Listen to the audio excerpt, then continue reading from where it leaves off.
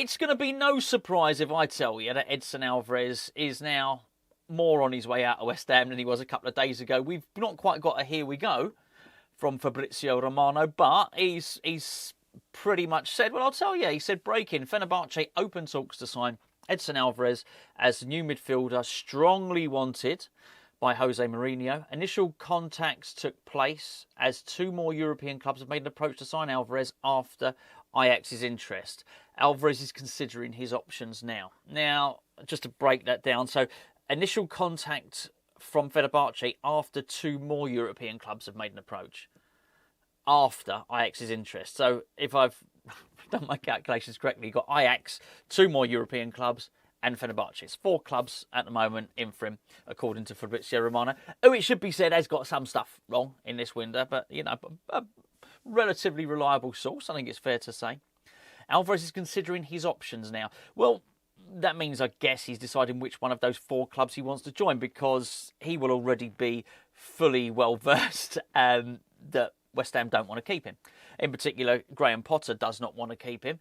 I'd love to know what it is, actually, because he's deemed not to be suitable to or able to fit into Potter's style of football. I think he's all right on the ball, to be honest with you. I know he's not brilliant. I know he's not, but I think he's all right on the ball. And I think as a defensive midfielder, yeah, okay. Now, I know he's not what West Ham need, but I do look at people like James Ward-Prowse and think, well, Alvarez has got more pedigree than Ward-Prowse, for instance, and he's younger as well. He's obviously a regular international for Mexico. He just won the World Cup. He got player of the tournament in like the South American tournament. He got player of the tournament. They won. He scored the goal in the final. So I think this guy's got pedigree. But up until now, I've been thinking, well, hold on. If he's so good, why is nobody coming for him? If this report is true, then they have. Then there's, you know, Ajax, Fenerbahçe, basically two other clubs. There are teams that play in European competition that have come in for Edson Alvarez. Now, I don't want to spend the whole entirety of this video, you know, criticising Graham Potter for not keeping him, because I do think we need to get players out. What I do wonder is why he's not been involved, because, I mean, things got pretty poor pretty quickly against Sunderland at the weekend in our opening Premier League game. But he was left on the bench. He wasn't called upon. I mean, and this is weird because he called upon, well, he got Andy Irving in. And Andy Irving is also surplus to requirements. He's leaving. So I don't know if something's happened there. You just don't know. Listen, not every manager fancies every player. I totally get it. But I think we need to get rid of some players. That much is clear. I think there's a disappointment from my own point of view, which is I would rather hoped that, well, a couple of things, really. The loss, and then the way that the club reacted, particularly with Karen Brady going on the radio yesterday, meant that they probably fully appreciated they needed a transfer. Hurry up. Gio earlier on today did video saying, got 2 weeks. Got 2 weeks to sort it out, basically. And they do. That's it. So I was rather hoping the first piece of chunky news, if you would consider this to be that, was that someone was coming in. But I guess, well, I was going to say, I guess maybe we have to get them out for others to come in. I don't want to hear that at the moment. To be fair, it was me that said it. I don't want to hear what I just said. There you go.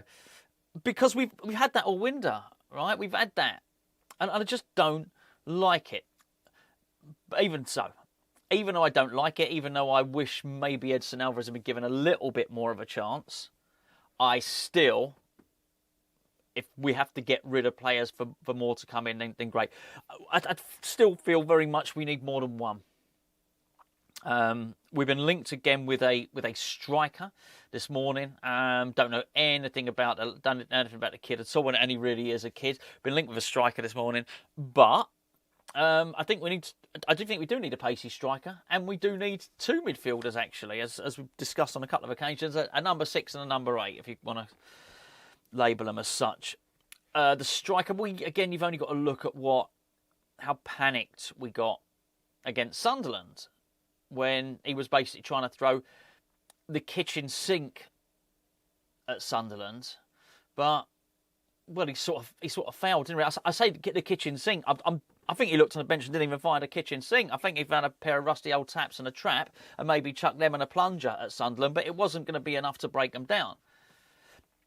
I don't particularly think pace would have helped against Sunderland, but it was because they were sat so far back and so deep by the time they'd gone 2 goals ahead. There was no space behind, but I do think there was a couple of times I was watching the game unfold, and I do think there was some chemistry developing between Nicholas Füllkrug and Jarrod Bowen, even though I don't want to see Jarrod Bowen there. I want to see him on the right wing. I thought there was some chemistry there and a couple of flick-ons as well, from Füllkrug, a couple of dummies. I thought, actually, if you did have a quicker striker there, you'd probably be developing something a little bit more proactive and a little bit more exciting. But I do believe we need 2 midfielders. And I don't think there's going to be anything remotely controversial or shocking about that at all. I'm still frustrated with... Well, I'm frustrated with the Karen Brady interview for 2 reasons. I wish she hadn't gone on the radio and done it. But it was particularly the answer to whoever it was, Sean Custis or Henry Winter, saying, do you think we need more players in midfield? I thought, do West Ham need pace in midfield? I think that was possibly the question. She said, well, of course, anyone that's seen us play can see that we do. And you just think, well, why haven't you dealt with it then? Why has this taken so long? If it's so... It was almost like her saying, a duh. Yeah, of course. Well, if it's such a duh moment, why has it not been dealt with? Obviously. Why are we leaving it till now? It absolutely defies logic. It really does. And I think we really are in a bit of a pickle if we're waiting. So I don't think we'll get great money for Alvarez. I actually would not be surprised if Alvarez goes out on loan because his wages are so high. Because, as I mentioned, and so I think I butchered the explanation of amortisation. But if I could put it as such, if you buy a player for £50 million on a 5-year contract, after he served a year on the books, he's now worth £40 million. After he served 2 years, he's now worth £30 million. That's how it goes. That's the amortisation. That's how it works in your books. I did a really bad job of explaining that earlier on. But because I think even if we sold him now, we'd almost be making a loss on that basis of accounting, that actually I wouldn't be surprised if the club go, do you know what? If we can get a £3 million, £4 million transfer fee, get his wages off the book for a year and then sell him next season for a similar amount of money, we're in a better position. I would actually understand that would sort of make business sense, but because we're just not going to get big bucks for him. It's amazing how much the transfer market has changed over the last 12 to 18 months, maybe.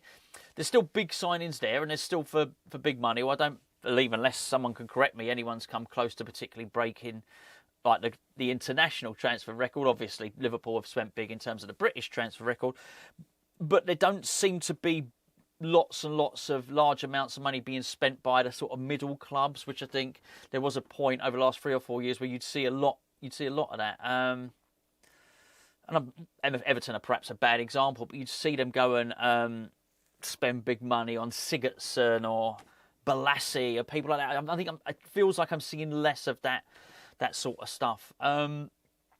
So we're just not going to get whatever we paid out. Basically, when we went and bought Alvarez, the conditions are quite different now. A couple of seasons later to when we're basically going to have to sign him, to sell him, sorry. So anyway, there you go. That's from Fabrizio Romano. It looks like he's going. He's just got to make a choice which one he goes to. This is going to move quickly this week. I don't just mean with him. I think Irving will go. I think you'll find a similar thing with Emerson. Although I don't know if I don't think he can be reintegrated into the group. I don't think it'd be the worst idea in the world if we were to do that, by the way. Cornet, it's difficult to say, but I do think there are going to be players leaving. And, okay, all well and good. But what we need more than anything is players to come in. And that, when I refresh my browser after uploading this video, that's the next thing I want to see from Fabrizio Romano. Him saying, here we go, West Ham are about to sign whoever, Onyedika, whoever it might be, because whilst I said a couple of weeks ago, most of our big targets are still in place. Now they're being sold. You can see it. Douglas Luiz looks like he's now going to Nottingham Forest, I believe, if talks are advanced. They might even be there by now by the time I've recorded and uploaded this. Jacob Ramsey has now signed for Newcastle at 43 million. We're now getting to a situation that actually our targets are going to other clubs. So, look, we had to move quick before. Now we really do need to get a wriggle on.